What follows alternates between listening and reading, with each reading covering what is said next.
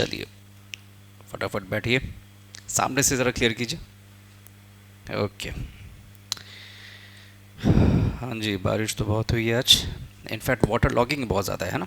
चलिए, हम लोगों ने क्या देखा था अभी तक? आर्टिकल 21 वॉज क्लियर है ना, right to life was clear. मैंने बताया था प्रोसीजर स्टैब्लिश बाई लॉ क्या होता है, ड्यू प्रोसेस ऑफ लॉ क्या होता है, प्रिंसिपल ऑफ नेचुरल जस्टिस क्या होता है, सारी चीज़ों को हम लोगों ने बहुत डिटेल में देखा था। अब हम लोग आते हैं, जो अगला टॉपिक आपसे एनसीईआरटी डिस्कस कर रहा है वो है प्रिवेंटिव डिटेंशन। ठीक है ना, just let me make it, हाँ ठीक है, ये हो चुका है प्रिवेंटिव डिटेंशन। देखिए, सबसे पहले तो इस वर्ड को ही आपको समझना पड़ेगा, that what is the meaning of the word preventive detention. यानी कि आप किसी को डिटेन कर रहे हैं, बट उसके पीछे वर्ड क्या लगा है? प्रिवेंटिव। आप किसी को डिटेन कर रहे हैं to prevent that person from committing a crime. मैं समझाता हूँ, इसका मतलब देखिए ये होता है कि आप चाहते हैं कि वो पर्सन क्राइम करने से बचे, इसलिए आप क्या कर रहे हो? आप उस पर्सन को डिटेन कर रहे हैं, आप उस पर्सन को डिटेन कर रहे हैं। That is called preventive detention.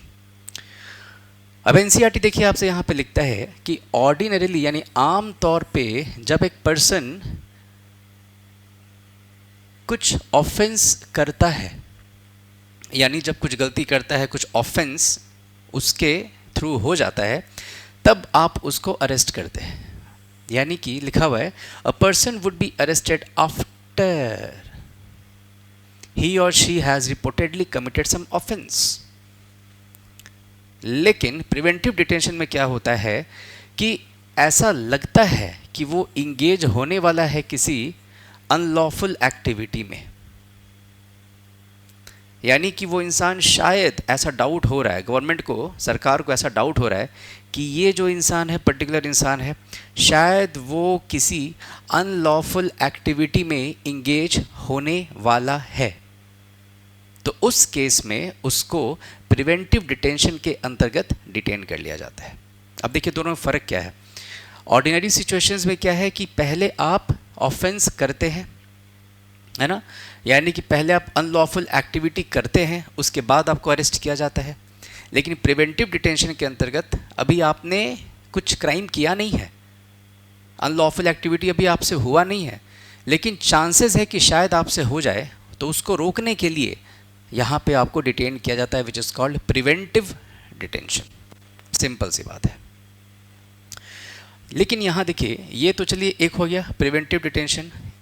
ये जो ऑर्डिनरी सिचुएशन है, जहाँ पे कि एक इंसान जब कुछ अनलॉफुल एक्टिविटी करता है तो उसे अरेस्ट किया जाता है, यानी after some offence a particular individual is arrested, तो दैट ऑर्डिनरी सिचुएशन में जो डिटेंशन होता है उसे कहते हैं हम लोग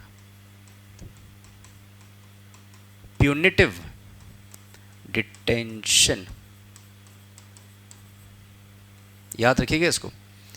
दो तरह के देखिए डिटेंशन होते हैं, एक होता है प्यूनिटिव, एक होता है प्रिवेंटिव। प्यूनिटिव का मतलब होता है कि आपसे कुछ अनलॉफुल एक्टिविटी हुआ और उसके बाद आपको अरेस्ट किया गया है। लेकिन एक होता है प्रिवेंटिव। प्रिवेंटिव का मतलब क्या है? अभी आपसे हुआ नहीं है, लेकिन चांसेस है कि हो सकता है, चांसेस है कि हो सकता है। सिंपल सी बात यही है, ठीक है। तो देखिए यहाँ पे ये है आपका अनलॉफुल एक्टिविटी, राइट। अब आगे एनसीईआरटी बहुत ही शानदार ढंग से यहाँ समझा रहा है आपको कि यदि सरकार को ऐसा लगता है, देखिए यहाँ लिखा हुआ है if the government feels that एक जो पर्सन है वो लॉ एंड ऑर्डर के लिए खतरा बन सकता है, बन सकता है ना, ये बस केवल एक लाइकली वाला बात है, लाइकली, ठीक है। लॉ एंड ऑर्डर के लिए खतरा बन सकता है या पीस और सिक्योरिटी ऑफ द नेशन के लिए भी खतरा बन सकता है। In that case preventive detention के अंतर्गत उसे डिटेन किया जाएगा। यानी कि लॉ एंड ऑर्डर के लिए यदि वो इंसान खतरा क्रिएट करे या कर सकता हो, कर सकता है, या पीस एंड सिक्योरिटी जो नेशन का है उसके लिए वो कुछ खतरा क्रिएट कर सकता है, तो वैसे केस में आप प्रिवेंटिव डिटेंशन में उस इंसान को, है ना, डिटेन कर सकते हैं। आगे देखिए क्या है, 3 months मैक्सिमम कितने दिनों तक आप किसी को प्रिवेंटिव डिटेंशन के अंतर्गत रख सकते हैं? मैक्सिमम कितने दिनों तक प्रिवेंटिव डिटेंशन में आप रख सकते हैं? For how many months? The answer is 3 months. Maximum 3 महीने के लिए ही आप प्रिवेंटिव डिटेंशन में किसी को डिटेन कर सकते हैं, लेकिन एक्सटेंड भी हो सकता है ये। 3 महीना तो चलो कॉन्स्टिट्यूशनल प्रोविजन है, वैसे मैं बताऊंगा आपको फाउंडेशन बैचेस में। 44th अमेंडमेंट 1978 जनता पार्टी मोरारजी देसाई गवर्नमेंट, उन्होंने इसे घटा करके 2 महीने किया है, बट इम्प्लीमेंट अभी तक नहीं हो पाया वो, तो वो हम लोग देखेंगे उसके पीछे क्या टेक्निकल है ना इशू है। लेकिन अभी के हिसाब से 3 महीने आपका क्या है, preventive detention can be extended. यदि 3 महीने से ज़्यादा आपको उसे डिटेन करना है तो उस मामले को एडवाइजरी बोर्ड के सामने रखना पड़ता है। किसके सामने रखना पड़ता है? एडवाइजरी बोर्ड के सामने रखना पड़ता है। सिंपल सी बात यही है। अगर इसने कह दिया तो that can be extended even beyond 3 months. अगर नहीं है तो फिर 3 महीने ही बस आप उसको डिटेन कर सकते हैं। ठीक है, देख रहे हैं। इसी तरह से देखिए एनसीईआरटी को फिल्टर किया जाता है, पढ़ा जाता है। देखिए आराम से यहाँ पे क्या क्या हम लोगों ने पढ़ा। प्यूनिटिव, प्रिवेंटिव, ऑर्डिनरी सिचुएशन में जो आप किसी को डिटेन कर रहे हैं दैट इज कॉल्ड प्यूनिटिव, और प्रिवेंटिव क्या हो गया, 3 महीने वाला जो क्लॉज है वो हो गया, या मतलब लाइकली टू बी एंगेज्ड। क्या क्या थ्रेट हो सकता है? लॉ एंड ऑर्डर का थ्रेट हो सकता है, peace and security of the nation का थ्रेट हो सकता है।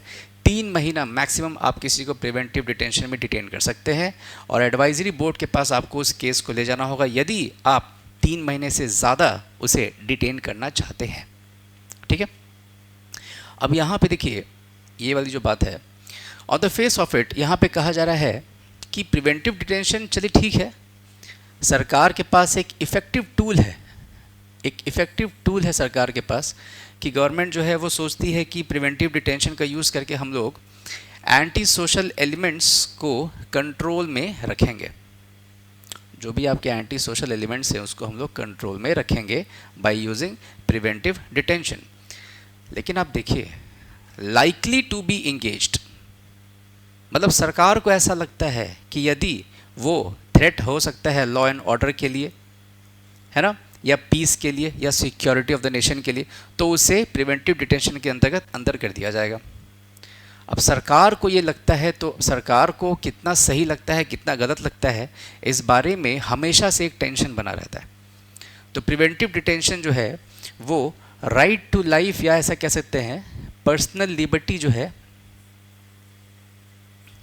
और ये आपका जो प्रिवेंटिव डिटेंशन है, इस दोनों में हमेशा से टेंशन रहा है, हमेशा से टेंशन रहा है। समझ में नहीं आता है कि आखिर किस तरह से इस चीज़ को जस्टिफाई किया जाए। यदि आप एक स्टैंड पे खड़े होते हैं तो दूसरा डाइल्यूटेड दिखेगा, दूसरे पे खड़े होते हैं तो पहला आपको दिखेगा डाइल्यूटेड। समझ रहे हैं इस बात को? इसीलिए यहाँ पे इस बात को आपको बहुत क्लैरिटी से समझना है। आप जब इसको पढ़ेंगे, देखिए यहाँ पे लिखा गया, many people think that there must be greater safeguards in this law preventive so that it may not be misused against people for reasons other than that which are really justified। मान लो कि